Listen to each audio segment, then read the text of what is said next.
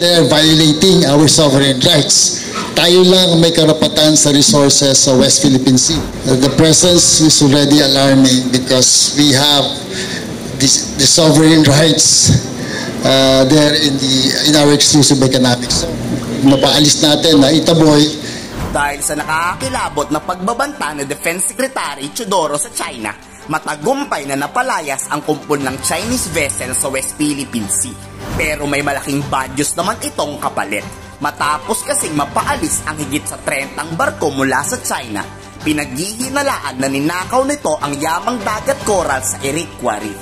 Sa actual bidyong inilabas ng AFP Western Command, kitang-kita na nilimas talaga ng Chinese vessel ang mga corals dito. We sent out our ships there.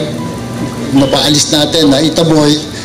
Immediately after they left, we sent out our divers. So wala na natira in the area, wala na natira doon.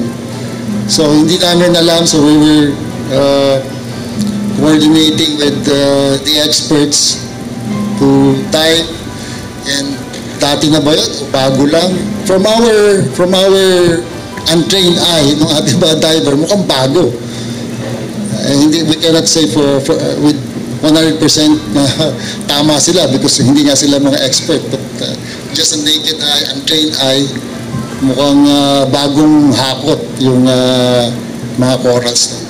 Pikon na pikon ng Armed Forces of the Philippines sa pinaggagawa ng China. Kahit kasi walang pruweba ang AFP, talagang China at China lang naman ang kukuha neto sa ating karagatan. Malinaw na paglabag daw ito at pagnanakaw sa yamang dagat ng lehitimong pagmamay-ari ng Pilipinas. Personal lang ang kakausapin ni Defense Chief ang Chinese Ambassador tungkol dito. Alarming because we have the sovereign rights there in our exclusive economic zone. Now, ito namang suspetsya pa lang natin. We are not saying that they are harvesting our corals. We suspect that somebody is harvesting our corals, and that means that they are violating our sovereign rights. Tayo lang may karapatan sa resources sa West Philippine Sea. The Western Command is concerned, it is our duty to protect that sovereign rights para sa mga Pilipino. Sila dapat ang mag-enjoy ng resources na nandoon sa exclusive economic zone. Tikom naman ang Chinese Embassy sa aligasyon ng AFP. Pero patuloy raw na mag-iimbestiga ang mga siyentipiko ng ating bansa para mapatunayan na China ang may kasalanan nito at mapatawan ng kaukulang parusa. Dito nagbigay utos na raw si Defense Secretary Gibo Teodoro na mas palakasin pa ang puwersa ng Navy sa Iroquois Reef.